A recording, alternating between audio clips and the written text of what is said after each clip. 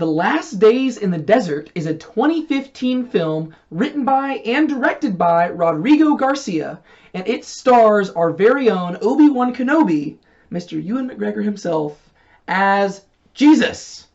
Yep. What'd you think about it, Sean? I really don't know, man.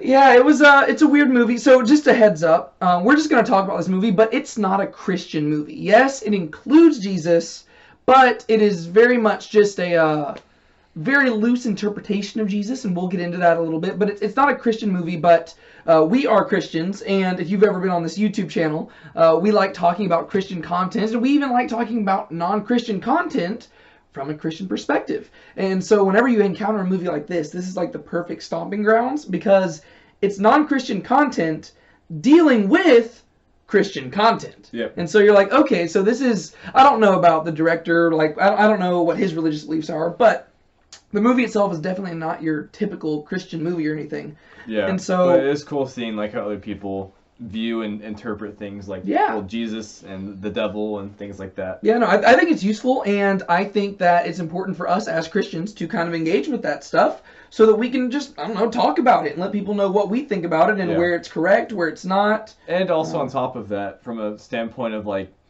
maybe not evangelism per se, but like, you know, being more familiar with like what the world's seeing and how the world interprets Jesus. I think that's important, yeah, because sometimes it's so easy for us to get into our little like echo chamber to where we're only watching Christian content, and you know, you're watching movies like, you know, like the God's Not Dead movies. I don't think you've seen those. No. But when you watch movies like that, you realize that it's not, the only people who are going to enjoy those movies are probably Christians, because the way that they portray atheists and stuff is under a very unfavorable light.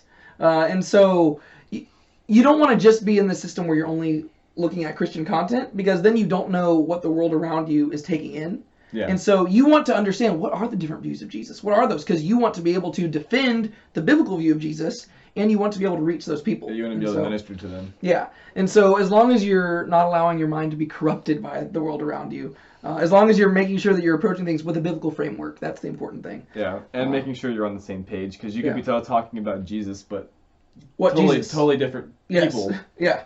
It's kind of like if you're walking around with a woman whose name is the same name as your wife. Your wife's not going to be happy with that, right? Oh, it's the same name. Well, it doesn't matter. So we can all talk about Jesus, but we need to make sure we're talking about the same Jesus. Yeah. And so that was just our long defense for why we watched this movie. I thought it was an interesting movie. I can't really tell you whether or not I liked it. We literally just finished it. I thought it was interesting, and I think we'll break that down. Well, we're going to just talk about different aspects of it. And one thing I will say, just the first thing I want to talk about, is the cinematography, because that aspect I really did like. Rodrigo Garcia? Yes, Rodrigo Garcia did a really good job. With just like, I don't know, the landscapes were pretty. Just the way the movie was edited was very nice. It was a very slow movie, a slow burn, not a whole lot of action. More action than I expected, honestly. It's very slow burn to where it's just a lot of landscape shots, and there will be a lot of scenes where it's literally just on Jesus in the desert, and it's very zoomed out, and so you just get this big landscape and just like a guy standing there. And obviously, so just real quick, I guess I didn't clarify this at the beginning of the video, this movie is set during the short account that we have in the Gospels that talk about Jesus being tempted in the wilderness. Right, and he goes into the wilderness for 40 days, 40 nights, and he fasts and he prays and he's tempted by Satan. And this is at the very beginning of his ministry. And so that's where this movie is set, but nothing from the biblical account actually takes place, other than the fact, like the only common denominators is that Jesus is out in a wilderness of sorts. And then Satan's there. Yeah, and then Satan's there, and Satan is trying to tempt him. But we don't actually get any of the temptations from the Bible or anything. So it's a very loose adaptation. It's just like they kind of ran with the concept. But, so that's where this is taking place. And so you get a lot of really cool landscape shots. And I thought it was very pretty. I think they filmed in Southern California, which, I don't know where in Southern California. I probably should have looked that up. But I've been in Southern. I went to Death Valley one time, and it was very similar, like the beauty of it. So it might have been in that area. I don't know. Yeah. But, what did you think about the landscapes? Did you think they were kind of pretty? I did. I think so. Yeah. I don't have much else to add to that, but I mean, it's definitely a pretty movie. Yeah, it's one of those things. I think the reason it stood out to me is because very rarely do we get biblical adaptations, and I'm using that term very loosely in this case, biblical adaptations of stuff set in the Bible that is very well produced and edited. Yeah. Usually it's very cheesy and corny. And so I think I appreciated it from that perspective. A lot of the people who subscribe to me on this channel, they subscribe because they enjoy the show The Chosen, which I've got some of the stuff here, the merchandise and stuff. And that's one thing I do like about that show is that it's very well produced. The cinematography is really well. There's a lot of artistic stuff going on there, in addition to just telling the story. And that is one thing this movie has in its credit is that there's very good cinematography. And so I just wanted to at least say like a praise or two there before I started roasting it, because there are a few things. I don't know if I can roast it. If it was a Christian movie. Yeah, if it claimed to be biblically accurate. Then... Yes, if it was claimed to be biblically accurate, and if it was claimed to be a Christian movie, I would roast it. Since it's not claiming to be that, I'll just talk about it. But I do want to talk about the places where I disagree and stuff. And so that leads us to the main thing that we probably need to talk about. Go from cinematography to theology. Yeah. Because there is some different theology in this movie, and I just wanted to see what you thought about all these different things. We were actually going to watch this movie yesterday because, I mean, this was made back in 2015, but for some reason I'd heard about it, I forgot about it, and then it recently came back up. I think I was watching a video and somebody mentioned it, and I was like, oh, I really wanted to watch this, and we were going to watch it yesterday. Things ended up happening to where we didn't, and now we finally sat down to watch it, and I really wanted you to be the one watching with me because Sean here, he's got some good insights when it comes to theology and stuff, and so if he doesn't say a lot in this video, it's just because he's holding back or something. No, I'm just kidding. But he does have a lot of good stuff to say sometimes, and so I thought you'd be the perfect person to watch, because I had a feeling going into this movie there'd be some kind of wonky theology. And so when we're talking about this, the main things we need to talk about, I think it mainly hinges around the relationship between Jesus and the devil. Right? And I actually wrote a few different points down here just to kind of guide the conversation. And one thing I noticed was that there was kind of a playful banter between Jesus and the devil throughout the entire movie. What did you think about that? About the playful banter? Yeah, just I guess just the relationship in general, how they played it off. I wasn't quite sure what to make of it. If it like, because in some ways it sounded almost like they were like not old friends per se, but like they had been like they knew each other a while. Yeah. But then other times, it was like, yeah, I don't know. Like there were times where their conversations were very different. They were a lot more relaxed, I think, than I would have expected going into a movie like this. Yeah, I'm trying to remember. There was one particular conversation where it almost sounded like Satan got like, or either Satan or Jesus got like really existential or something. It sounded like he was like opening up almost or something. Oh yeah. Like a campfire, and it's like, huh. That's not really how I expected the dynamic between Satan and Jesus. Well, there was one place where, so there was one point where they were sitting around a campfire and they see a shooting star. And Jesus looks over at the devil, and he notices that the devil's kind of intrigued by it. Yeah. And then later on, he's talking to the devil, and he's like, "You liked that?" And the devil's like, "I did not." And then it's almost like they're siblings arguing with one another. Which I guess if you hold to Mormon theology, I guess that would be correct, because they do believe that the devil and Jesus were siblings. I'm not a Mormon, though, so I do not agree with that. But that's how it kind of plays off there, to where they're kind of arguing back and forth, and then the devil starts kind of getting existential about stuff, and he's like, it's just the repetitive nature of things, and that kind of leads into another theological thing I want to address in a second, because that particular scene, you learn some very interesting stuff about the world that the director has created in this particular in this movie. I agree. But yeah, something about the interaction between Jesus and the devil is interesting, and I don't know how to feel about it, because in one sense, this is the last days in the desert, right? So this is at the end of the 40-day period, and presumably Jesus has been tempted by this guy for for 40 days now, right? Or like on and off, or we don't know how much. The 3 temptations we have in the Bible, those are just, examples, right? It's not saying that that's every single temptation. It's like those are just 3 examples of what the devil did. And so it makes sense to me that there would almost be this kind of, like this type of relationship between them. Where the he keeps trying to goad Jesus to sin, and Jesus knows that's what he's doing, but Jesus knows he also has to endure this, and so he's just kind of patiently going along with it, and you can almost see how there would be this playful banter, but also at the same time, the devil is actively working against God, and so Jesus being God in the flesh, I don't know if he would ever get that, like, chill, I feel like he would constantly be like, the rebukes would be harsher and stuff. Yeah.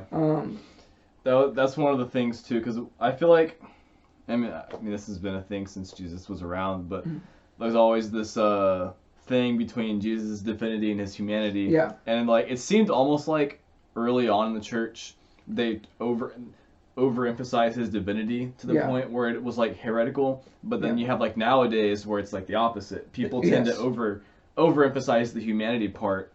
And I feel like they like this is another example of that. Even though it's not, absolutely. Even though it's not really a Christian film per se. Yeah. I forgot what made me think of that you just said a second ago. But just, I mean, for one, his interactions with the devil, and then, like, in general, they very much portray him as a man. Mm-hmm. Yeah. No, you're saying it is with his chillness towards the devil, and not, like, you know, it didn't seem like as if the devil was talking to God in the flesh. Yeah.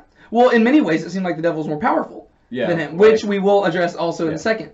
But there's one particular scene, like, that kind of gets onto what you're talking about, where the overemphasis on the humanity, which... Also, like you said, I guess we probably shouldn't use the words overemphasis, because really you should emphasize both. Yeah. Because Jesus was truly God, truly man. Sometimes people say fully God, fully man. That's kind of weird language, because you can't be fully of two things. Yeah. But truly God, truly man, it's a great mystery in the Bible. But like you said, we do have this thing where, in the early church especially, their whole thing was defending the divinity of Jesus. And so, especially going... really all the way up until probably the 18th or 19th centuries. Yeah. Maybe probably 17th or 18th centuries, actually. Yeah. You really have this emphasis on Jesus' divinity, because that's the main thing, like, yeah, this is God. But then, with the rise of higher criticism and, like, you know, scholarship and the Enlightenment and stuff, you start seeing less of an emphasis on Jesus being God and more of an emphasis on Jesus being man. And there are some benefits to that, because it reminds us, wow, he was God. Like, I mean, he was man. Like, that's cool, too. Yeah. We really should fight for a good representation of both, which, not to just keep pushing The Chosen, they do a very good job of that. So go check that out if you're a Christian and you haven't watched it. They do a good job at pushing both. But this show does emphasize Jesus being man a lot more. And one scene that stuck out in particular to me is that scene where, I actually wrote the quote down here, but it's whenever he's in the tent, and the devil starts speaking to him from the other side of the curtain, and the devil's acting as if he's the woman. Or the mother, I guess. Yeah. We never learned any of the family members' names, interestingly. Yeah, that's true. So the devil starts talking to him, and then Jesus responds, and then Jesus eventually says, less words, less words, less words.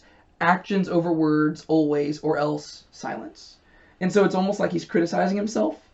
And he's like, it's very relatable. As a human, you're like, oh, I've been in that same place where you're like, dang it, I shouldn't have said that. I shouldn't have said that. I need to speak less, speak less, speak less. Actions are more important. Like, but it's a very human thing. To where you're seeing, you're like, okay, would Jesus have experienced doubt like that? Maybe internal. I don't know. Like, that's one of those things that's interesting, because Jesus was a man. And so maybe there were times he did experience doubt. I mean, we know that right before he died, he's in the garden praying, Father, if it's possible, remove this cup from me. But that's not him doubting himself or his ability. That's him being a man, knowing what's to come. Yeah. You know, and so there is this thing where you got to wrestle with the humanity of Jesus, but they really emphasize it there. And so that's a good thing you pointed that out, because that was an interesting part there, and you see that through the relationship between Jesus and the devil. Yeah, they didn't really show much. I think it was like towards the very end, whenever they kind of made it more clear that he wasn't just a man, because the devil mentions how he could have saved the father. Oh yes, yeah, and then you like, I guess we can get to that later, but like, and then the part with the mother too. Yeah, because it looks like he was about to heal, right? Yeah. So that was interesting. But going back to that campfire scene, whenever Jesus and the devil are talking, this is where I was talking about. You get some very interesting theology here, because the devil starts saying, "I'm seeing these lives repeat over and over and over," and he talks about how he's been here for millennia and he's been there since the first breath, and you're like, okay, so you get the idea this guy's been around here for a while. And once again, you do see Jesus saying stuff that implies that he hasn't been there the entire time. It's almost like the devil has been there longer. And you're like, okay, so it seems like Jesus is more just a man. Interesting.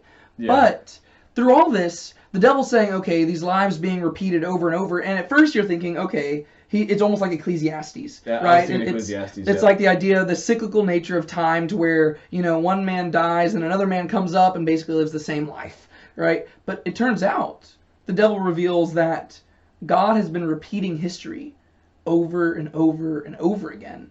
and God will let it come to the very end, and then he'll change it to where just one different thing happens, to where it portrays God. Like, this is the place where you get into dangerous theology, because now you're presenting God as like this kind of evil, like, you know, just a puppeteer. My little play toy. Yeah, who's just kind of just dealing with, like, he's just playing around with humanity and with creation and stuff. Yeah, it's not really love. Yeah, which is certainly not the picture of God that you get in Scripture. Yeah. But, once again, this isn't claiming to be a Christian movie. If it was claiming to be a Christian movie, I'd have a bigger issue with it. But it's something we should be aware of, because there could be other people who think this way. Well, exactly. And that's why I think it's important that we interact with movies like this, because a lot of people, especially Christians, sometimes will be like, oh man, that's got bad theology. We shouldn't, like, just don't even look at it.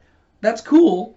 But the thing is, people are going to watch movies like this, and so it's actually more beneficial if you do, so that you know what they're seeing and you can correct it. I mean, hopefully it's not swaying your mind. Hopefully not. Hopefully you're not basing your theology on a movie. You're basing your theology on what's true, and hopefully the Bible. Basing your theology also off a movie that didn't even claim to be Christian in the first place. Exactly, yeah. So if you're going in there being like, oh my gosh, this blows my mind, it's kind of like the people who go watch the Da Vinci Code, and they're like, oh my gosh, my faith is shaken. You're like, that's a fictional movie and a fictional book. Unfortunately, the author of the Da Vinci Code, Dan Brown stuff, he kind of pushes it a little bit more to where it's like, is it fiction? And I was like, okay, whatever. Maybe we'll do the Da Vinci Code sometime. That'd be a great one. That'd be pretty cool. That'd be an interesting one to do, because a lot of people, man, I don't know, we'll see. But yeah, so basically God has been playing around with humanity and with creation, just repeating things over and over and over again, and the devil's been here the whole time. And then he does later on point out that there's something different about Jesus, because the devil says that he can see the future on pretty much everything except Jesus, right? He's like, I don't know, when it comes to you, I don't, something about you is different. I don't remember the exact words he said, but it was, for some reason I got, you haven't seen Twilight, have you? No. Okay. It reminded me of Twilight, which you don't want to watch. It's okay. Twilight, you know, is the vampire show, like, for, like, teens and stuff. Basically, what just happened? Sean, did you just turn off our light? Just click the button. There you go. There we go. We're back on. Nice. All right, so Twilight, right? Vampire stuff. Edward Cullen, he loves Bella, and he can read people's minds, but he can't read Bella's mind because she's special. For some reason, special, right? Yeah, she's special. But for some reason, that's what it made me think of. So that was weird, but not important at all. But yeah, so there's some weird theology here. There's some strange theology. God's been kind of repeating everything, and so that was an interesting aspect of this. But then another thing is also really, I think this is probably just the main place where we get the theology. Because if I'm being totally honest here, you could take out about 5 minutes of this movie, and it would not have to be about Jesus at all. Like, it could literally just be about a dude wandering through the desert who comes across a family and deals with them for a few days. Because there's not, like the family members never get named. I don't know if Jesus ever gets named besides maybe the devil. The devil says it a few times. He says Yeshua instead of Jesus. Yeah, that's true. But other than that, the family never learns his name either. They always call him Holy Man. Yeah, and so really, you never even have to, like, if you stripped out like a few minutes of conversation, this movie could never be about Jesus, which should tell you, once again, not a Christian movie. But during their fireside conversation again, Jesus talking to the devil, and he asks him, what's it like to be in his presence? Like, in God's presence. And once again, if you're a Christian, this would raise a red flag, because you're like, whoa, hold up. Isn't Jesus the same guy who in John 17 prays like God? Like, I want them to be one with you, as I have been one with you since before time began. Yeah. Like, this is the one who in the beginning was the Word. The Word was with God. The Word was with God. Like, through whom the world was made. Yeah, through whom the world was made. Without him, nothing was made that has been made. You know, like, no one has seen God, but the only begotten Son, who is himself God, has made him known. Yeah. So Jesus has been with God. He's been in the presence of God for all eternity, and now he's asking the devil, what's it like to be in his presence? This is a different Jesus. What were you going to say? No, I was going to also say, like, even in Genesis, like, let us make mankind in our own image. Yeah. Yeah, so Jesus, he's been in the presence of God. But to be fair to them, once again, they're not going for Christian theology here. But I think if you made it through this video this long, you probably see that I'm more just going for the nuance. I'm trying to actually give people credit where credit is possible. Not where credit necessarily due, where credit is possible. And it is possible. We don't know exactly how the incarnation worked, right? The incarnation was when Jesus took on flesh. Incarnate, right? Taking on flesh. We don't know how that worked because there are places in the Gospels where we see that Jesus apparently set aside certain knowledge while he was on earth, right? So he says, when it comes to his return, like his second coming, he says, no one knows the day or hour except the Father. And so it seems like during his time on earth, he did set aside some sort of knowledge. It doesn't mean that he never knows, like he might know right now, but during his time on earth, he didn't. And so it is possible that, I don't think so. I think it'd be weird for him to forget what it was like to be in the presence of God. Yeah. Because it seems like that is something that's implied in Scripture. But we do have to understand there is flexibility here. And I think that the director intentionally was trying to go for an ambiguous thing, to where he was emphasizing the mortality and like the humanness of Jesus, but I think he was hinting at divinity every now and then, right? Without explicitly stating it, because it wasn't supposed to be an overtly Christian movie. It's actually a very human take of it, but you're supposed to get the idea that Jesus is something special, right? So, you know, more than just a man. Yeah, so there's something about him that the devil's like, I don't fully know everything about you.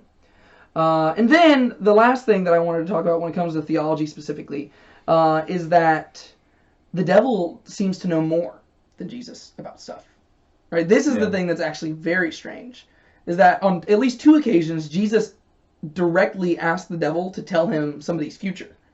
Yeah. Which is interesting. Like, what'd you think about that?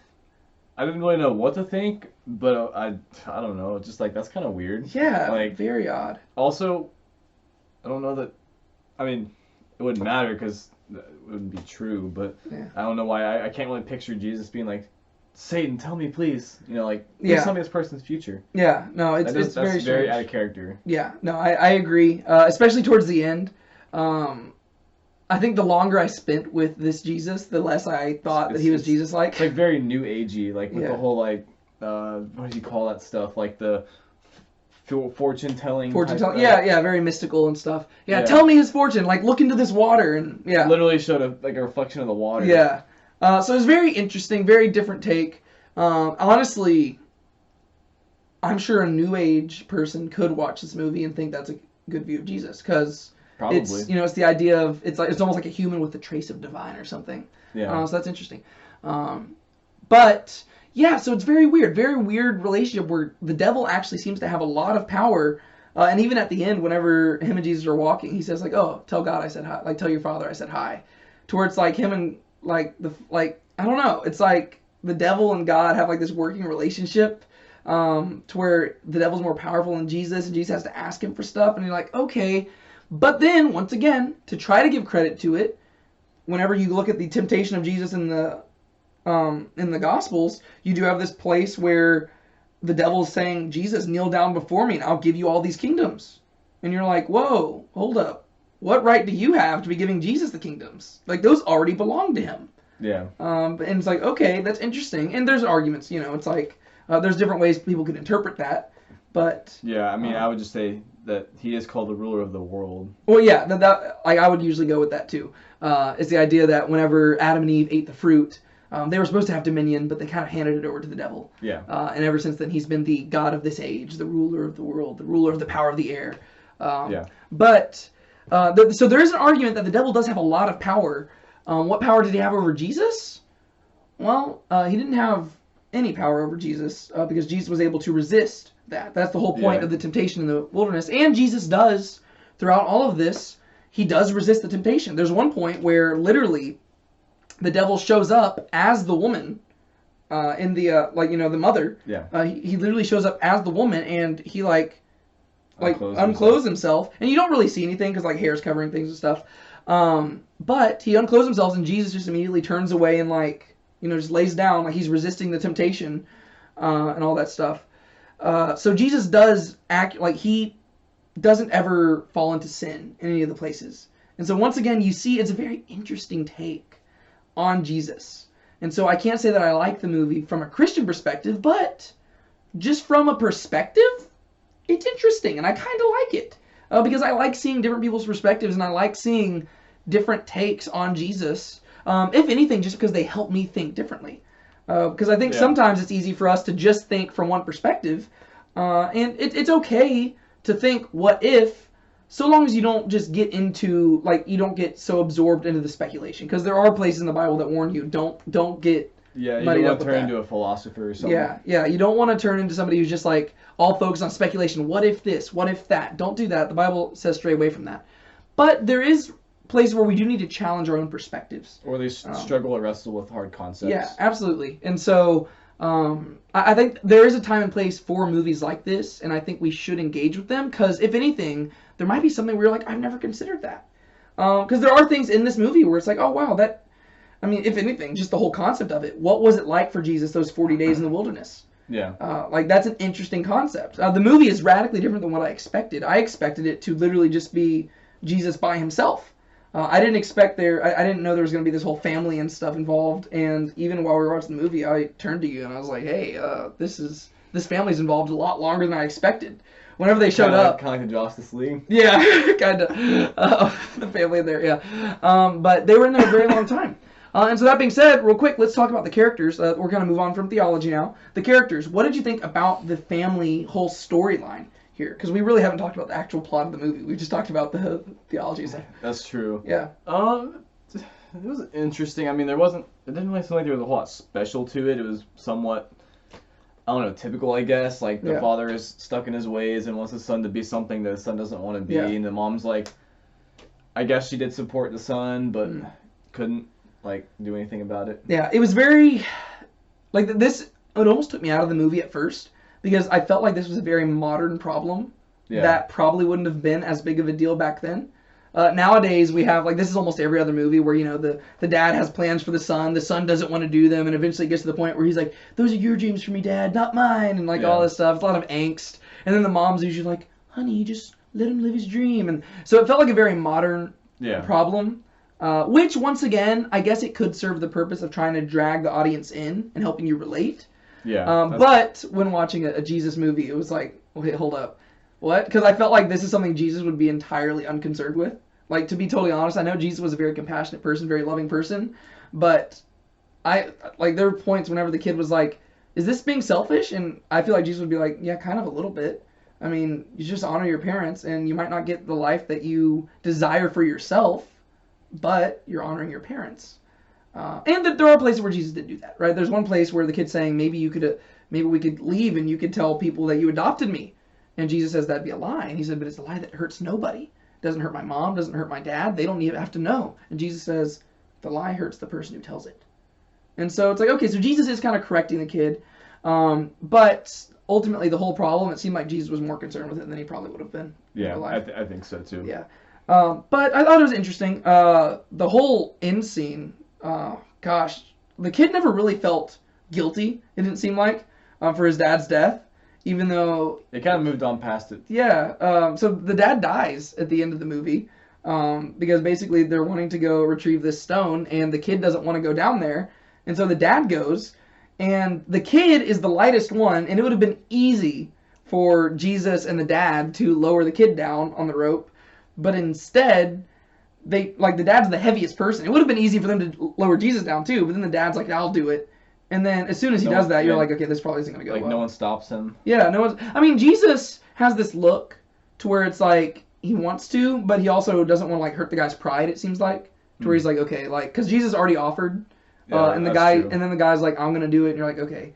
So Jesus seems like he's just, it makes sense. That's true. But you know this isn't going to go well, and then eventually the dad falls to his death. And personally, this was like a hard scene for me because, if you've watched my videos, my dad died whenever he fell, like, off his bicycle, and I was with him, and, like, I don't know, some of the imagery was like, it was like some PTSD flashbacks. I was like, whoa, like, I wasn't expecting that watching a Jesus film. Yeah. But it was interesting to me that the kid didn't feel guilty at all. Yeah, like, or at least if they intended to do that, they didn't do a good job of showing it. Yeah, because the kid was supposed to be the one to go down on the rope, and if he had done it, it would have been a very easy job, probably. But instead, he got really mad and really upset, and then the dad got lowered down. The dad fell to his death. And then I couldn't tell what the dad's final words were, but it sounded like he was saying, like, I love my son or something. I couldn't tell. I wasn't sure. I couldn't tell if he, like, got words out or not. Yeah. It sounded like he was like, I love my son. Like, I couldn't tell. And then he, like, whispered something in Jesus' ear, and then he, like, held Jesus' face.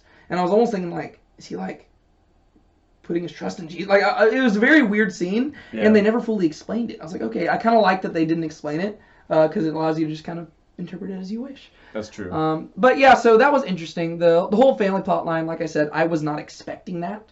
I thought the movie would be literally just Jesus in the wilderness with the devil. I thought it was just going to be literally just, just them two. Also, I forgot, we didn't even mention this. Ewan McGregor, the guy who plays Jesus, he also plays the devil. Yeah. And so, I don't know how we got 30 minutes into this without mentioning that.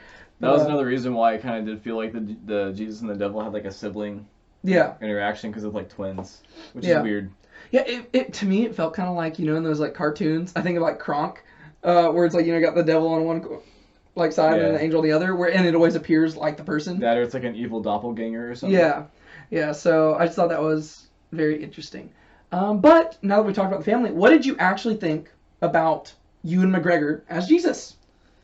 Well, they didn't pick the right ethnicity for the job, but yeah, this is pre The Chosen, and if you go watch most Christian movies or movies based on the Bible, you'll see that it's usually white people playing it. Yeah, which I mean, I guess I get that. I mean, it's not like a huge deal, but I guess it's something that I've been more aware of now. It's weird to me. It's weird going back after watching like shows like The Chosen, and there's also this one thing they've done with I haven't watched all of them, but it's literally the Bible put to movies, to where literally somebody's just reading the Gospels and it's playing out like it's actually really neat. But that guy's also not white. But also because usually the other people in the movie aren't white, so it makes them stick out. Yeah, like a lot. That's true. I mean, I guess in a way Jesus stuck out, but not. It wasn't because of his skin color. I don't think. No, probably not. Like I feel like if anything, it's the words he spoke and the absolutely.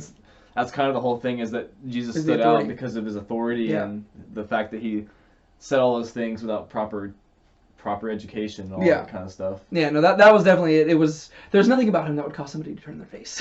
He would have looked like a Jew. Yeah. But yeah, I think the main reason they did that is, first off, because most people are not going to go see a movie like this unless it's explicitly a Christian movie. Like oh, Jesus being tempted in the wilderness. If it's a Christian movie, a bunch of Christians will go see. If it's not a Christian movie, people are going to be like, why should we go? But if you say that Obi-Wan Kenobi is playing Jesus being tempted in the wilderness, people are going to go watch it. Yeah. And so I think that they probably cast him purely because he's a star and that'll attract people. And so it got more attention than not. But also it's just, I don't know, it's an interesting choice. Because also he's not attempting to speak in a Hebrew accent or anything. Like, I'm pretty sure he was just speaking in his normal voice. Yeah, it almost sounded like he did the Obi-Wan voice at a lot of points. Yeah. So I think it was literally just... This is a Sundance film. I don't know if it ever went to actual theaters or anything. So it was more just, it's an art house type film. And so I think that they weren't necessarily going for historical realism. They were just going for, Jesus in the wilderness. Yeah. Just throw him in there. It doesn't have to be historically realistic. But yeah. And then final thing I want to talk about real quick is at the very end of this whole thing. I guess there's something we could talk about at the very end, just very briefly. But after all this stuff with the family and everything happens, Jesus finally makes it to Jerusalem, and then we cut to 3 years later, and he's hanging from the cross. It's like, whoa, crazy. And then he dies. There's this weird thing with a hummingbird. Don't know what that was about. Yeah, I'm not sure. That was strange. I'm sure there's some sort of symbolism supposed to go on there, but I don't know. I think there was symbolism with the crown of thorns, because earlier in the film, Jesus got his hair caught in a thorn bush. And he starts laughing maniacally, and it was very strange. It was very strange. But then it seems like that was what that was supposed to be an allusion to, because later on, after he's dying and stuff, it's going back to all the different caves where he was at. And so I was thinking there was supposed to be a connection there. I don't know. But then he dies, and his apostles bury him in the tomb. Also, I noticed that they stabbed him in the side before he died, which biblically speaking, they stabbed him after he died. That's how they proved he was dead. But then they bury him, and then it kind of just cuts to, I guess, a few thousand years later, and there's some tourists visiting the desert, and they're taking pictures of themselves in the desert where Jesus was tempted, and then they leave. Yeah. But the question becomes, did Jesus resurrect? What do you think, Sean? In this movie. Yeah. In the movie. I was gonna say, wait, what? Yeah. In the movie. I don't know. I mean, I was trying to figure out what the significance of adding that was because, I mean, the movie wasn't even about the life of Jesus. It was about the days in the desert. So I couldn't really figure out while watching it what the reason was for adding that. Because it could have ended after the last desert scene and it would have been like... Yeah, no, it very easily could have. I thought it was going to. And then it just cut to his crucifixion. I was like, wait, what's going on? I'm assuming maybe it's because there were a few times where the devil was saying to him, like, you know what's going to happen. So it seemed like Jesus did know a little bit about the future because he knew that crucifixion was coming for him. Because the devil kept saying, you know what's going to happen whenever you get there. You know what's going to come for you. And so I guess it could be just a fulfillment of that. I guess I never caught him saying that. But I was going to say, I mean, he did... There was the whole theme of, like, the futures. Like, he was, like, curious about the future of the family if, like, he hadn't shown up or showed up at a different time. Yeah. And then there was the whole future of the kid. Yeah. So, I mean, I guess that does go along with the theme of, like, the future thing. And then there's the future of after that with, like, the present day. Yeah. But I'm not sure what that plays into with, like, being tempted in the wilderness, per se. Yeah. Yeah, I don't know. I was trying to figure that out. But I don't know. My whole thing, I was just trying to figure out, did he come back to life? Because basically he dies whenever they bury him. It cuts to black. And then you hear a sound in the background. You hear a sound that sounds like shifting stones. It's like... And then it cuts to 2,000 years later. And two are visiting. You're like, wait, so did he come back? I don't know. Because if he came back, that is the director affirming that Jesus is God. Right? But he didn't do that. So he left it ambiguous, which I think is a statement that that's what the show's supposed to be. Like, it's not supposed to be a Christian movie. It's not supposed to be a non-Christian movie. It's supposed to be a movie. Yeah, movie. And I will say that the theology is not Christian. And so I can't call it a Christian movie. Yeah. The theology, there's enough place in there. I'm like, if somebody walked into church saying that, I'd be like, you're not leading anytime soon. Yeah. But yeah, so interesting movie. If you had to give this a score from 1 to 10, what would you give it just as a movie as a whole? What would you give it? I didn't care for the movie that much, so it'd be like a 4 or 5. 4? Yeah. I give it probably a 6. 6. A little over average. Like, I didn't dislike the movie, but I don't know how much I liked it. You know, I think it was like, I liked it more than I disliked it, but not much more. So it's just over 5. Maybe 5.5. To me, the only redeeming quality was the cinematography. I mean, it seemed like there really wasn't much of a tying theme in any of it. Yeah. There was too many random weird things. Not many things were, I mean, I guess there is an effect to leaving some things ambiguous and open, but even the other stuff, they just didn't really develop or explain very well. I think the concept I had in my mind when I heard about the movie was a lot better than the movie that actually we saw.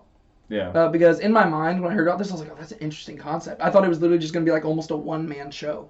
Where it's literally just Jesus wrestling with temptation. I was like, that's going to be cool. Yeah, that would be cool. But it ended up just being, like I said, you could literally take out a few scenes, and it's literally just like a dude wandering in the wilderness who comes across a family and helps them out. Yeah, all I can think of is they wanted to, like, have this kind of metaphor with, like, some kind of, like, father-son dynamic with, like, Jesus the father and, like, the father and the son. Yeah. But I wouldn't know how to reconcile those. But then the father dies. It's like the father dies, but then the father wants the son to do something he doesn't want to do. Yeah. But, I mean, the Father and the Son, Jesus and God, they have, and their will's one, so that doesn't really fit. Yeah, so, I don't know. I mean, I guess there could be, it's like a reversal, right? I mean, I guess it's like, the Son doesn't do what the Father wants him to do, and the Father ends up dying. But then, on the reverse, you have Jesus in the wilderness, who's doing what God wants him to do by resisting temptation, and then he sees that all the way through to the cross. And does what the Father wants him to do. That's true. But none of that's ever explicitly stated in the film, so that's more just me bringing the Bible into the film to try to justify it. Yeah, I mean, I guess there is that juxtapose, but yeah, because I don't think Jesus ever says, like, I'm here to do my Father's will. He's always talking to the Father, and he's talking about being the Son of the Father, but nothing really more than that. So yeah, I mean, I guess there is also, like, a theme kind of played in there where, like, I just remembered about that in the beginning, where he keeps asking his father where he is. Yeah. And there's, like, you don't ever hear him speaking. Yeah. And so the devil's always trying to get into his mind, telling him, like, there's, like, a disconnect between him and his father. And then you have, like, the father and the son, the human son and the human father, where the father's like, I don't know my son. and like the son doesn't. They don't have like there's like a disconnect between them. Yeah. But I don't really know how you'd reconcile that either entirely. I'll have to think on this. Yeah. Who knows?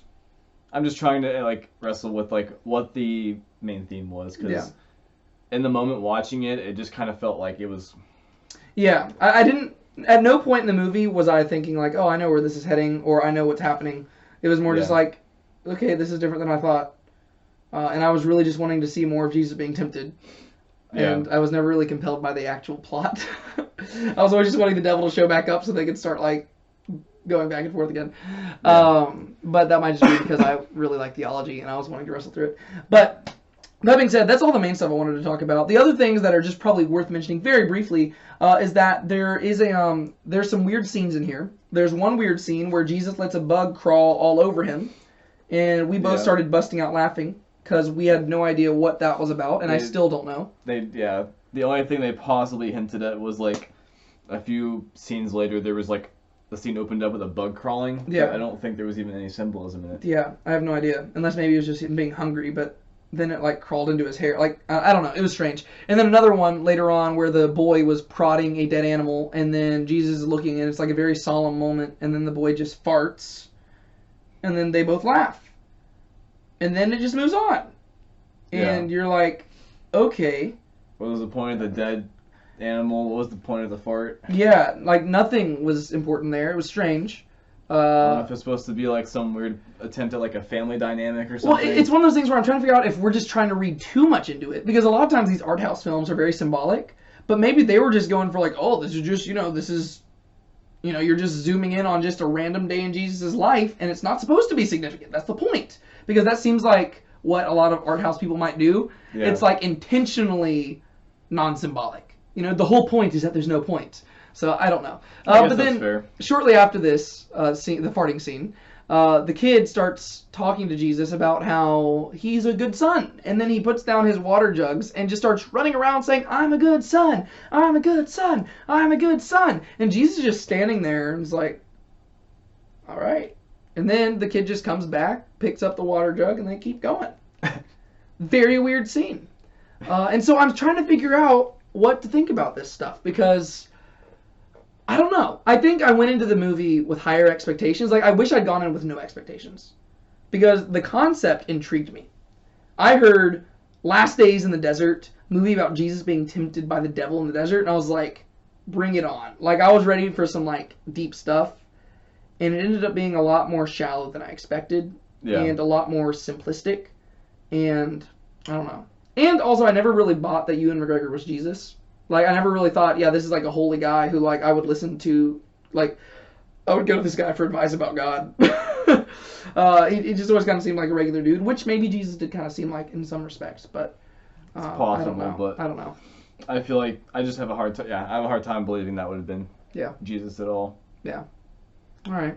Well, any final thoughts about this movie? Not really. Thumbs up, thumbs down? Same. Thumb sideways. It is an alright movie. But I think we're going to try to do more movies like this. Now that we finally finished our Zack Snyder's Justice League thing. That's true. I think I'm going to try to find some like movies that deal with biblical stuff, whether or not they're actually Christian. Some might be Christian, some might not be Christian, but I think I want to kind of watch movies like that and do some reviews on there because I think maybe y'all would be interested by that. I don't know. We could bash the ones that are claiming to be Christian, but... Yeah. Oh, yeah. We'll watch some, like, ones that claim to be Christian are just terrible and make a lot of people mad. Oh, I like making people mad. Let's do it. You like ruining sermons, too. Yes, I do. Tetelestai. Yeah, let's do it. We'll also do sermon reviews and just, like, be like, let's talk about this. We'll end every video saying Tetelestai. Tetelestai. It is finished. There you go. We'll see how the whole video is actually a bank transaction. Yeah, there you go. Yeah, absolutely. Yeah. Oh, man. We could go into a Bible study about that. But instead, I think that our rambling at this point probably means it's time to sign off. And the fact that people have probably already clicked off of this video is probably also a good sign that it's time to sign off. It is finished. Yeah, it is finished. But if you haven't signed off yet, please be sure to like this video, comment below, let us know if you've seen this movie, and if you're gonna watch it. I mean, I'm not saying I recommend it, but like, if you do go watch it, be sure to come back to the video and just let us know what you think, because I'd be interested to hear your feedback there, and I like talking with y'all. But yeah, so interesting movie. Don't know what else to say, and so when you don't have anything else to say, action is more important Less words, always. Or else silence. Or else silence. My name is David. That's what the people say with the reaction videos on the Justice League. Yeah, I know. Jeez Louise. Whatever. My name is David. And I'm Sean. And this has been Now Let's Be Honest About Movies. We'll see you later. Bye.